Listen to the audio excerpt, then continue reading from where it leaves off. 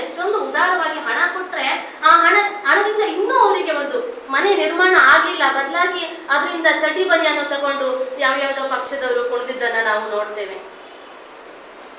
ಯಾಕೆ ಈ ಜನರ ಮನಸ್ಸೆಲ್ಲ ಇಷ್ಟೊಂದು ಸ್ವಾರ್ಥದೆಡೆಗೆ ಮತ್ತು ನಿಷ್ಕರುಣೆ?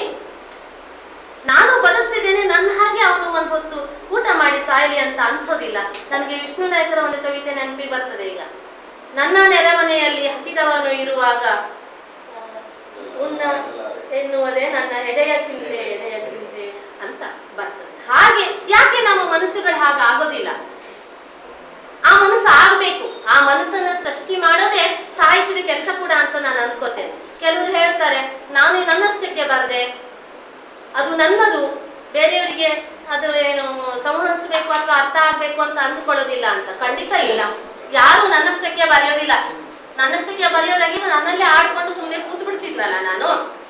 ಆ ಬರೆಯುವಾಗ ನನ್ನ ಮನಸ್ಸು ಇನ್ನೊಬ್ಬರಿಗೆ ತಿಳಿಯಲಿ ಅಂತಾನೋ ಅಥವಾ ನನ್ನದನ್ನ ನೋಡಿ ಅಥವಾ ನನ್ನ ಮನಸ್ಸಿನ ಅನಿಸಿಕೆಯನ್ನು ನೋಡಿ ಏನಾದ್ರೂ ಕಲ್ತ್ಕೊಳ್ಳೋದಾದ್ರೆ ಕಲ್ತ್ಕೊಳ್ಳಿ ಅನ್ನುವಂಥದ್ದು ಎಲ್ಲೋ ಕವಿಯ ಮನಸ್ಸಿನಲ್ಲಿ ಇದ್ದೇ ಇರ್ತದೆ. ಹೀಗೆ ಅದರಲ್ಲಿ ಊಹೆ ಇತ್ತು ಅನ್ನೋದು ಕೂಡ ಈ ಚಿಕ್ಕದಾಗಿದ್ದಂತಹ ಕವಿತೆ. ಇಲ್ಲಿ ಶ್ರೀಪಾದ ಭಟ್ ಅವರು ಮುನ್ನೋಡಿಯಲ್ಲೇ ಹೇಳಿದ್ದಾರೆ, ಹುಡುಗರು ಅದರ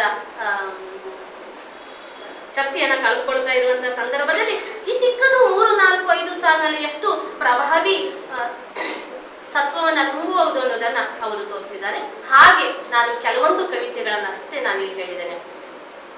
ಮೌನ ಮಾತಾಗುವುದೆಂದರೆ ಗೌರಿ ಎಂಬ ಹುಡುಗಿ. ಇನ್ನೊಂದು ಹುಡುಗಿಯರು ಕವಿತೆ ಇದೆ. ನಮ್ಮ ಅಶೋಕ ಅಸ್ಸಿಗಾರ ಕವಿತೆಯಲ್ಲೂ ಕೂಡ ಒಂದು ಹುಡುಗಿ ಬಗ್ಗೆ ತುಂಬಾ ಸುಂದರವಾದ ಒಂದು ಕವಿತೆ ಇದೆ.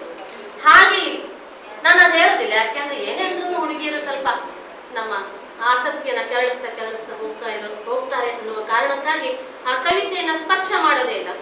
ಬಹಳ ಉತ್ತಮವಾದಂತಹ ಕವಿತೆ, ಹುಡುಗಿಯ ಬಗ್ಗೆ ಬಹಳ ತೂಕದ ಕವಿತೆ. ಆದ್ರಿಂದ ಆ ಕವಿತೆ ಹೇಗಿದೆ ಅನ್ನುವ ಕಾರಣಕ್ಕಾದ್ರೂ ಪುಸ್ತಕವನ್ನ ಕೊಂಡ್ಕೊಂಡು ಓದಲೇಬೇಕು ಅನ್ನುವ ಕಾರಣಕ್ಕಾಗಿ ಒಂದು ನಾಟಕದಲ್ಲಿ ಚಿಕ್ಕವರಿದ್ದಾಗ ನೋಡಿದ್ದು.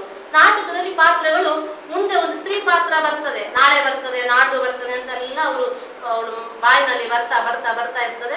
ನಾನು ನಾಟಕಕ್ಕೆ ಹೋಗಿದ್ದೆ, ಈಗ ಬರ್ತದೆ ಸ್ತ್ರೀ ಪಾತ್ರ ಅಂತ. ವರ್ಷದಲ್ಲಿ ಅವಧಾನಿ ಒಂದು ಪಾತ್ರ ಇತ್ತು, ನನಗೆ ನೆನಪಾಗ್ತಿದೆ. ಅದು SKP ಕಾಲೇಜಿನ ಸ್ಟೇಜ್ ಮೇಲೆ ನಾಡ್ತಿದ್ರು.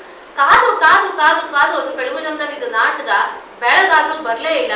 ಕೊನೆಗೆ ಬರ್ತದೆ ಕಾದು ಕೊನೆಗೂ ನಾಟಕ ಮುಗ್ದೆ ಹೋಯ್ತು.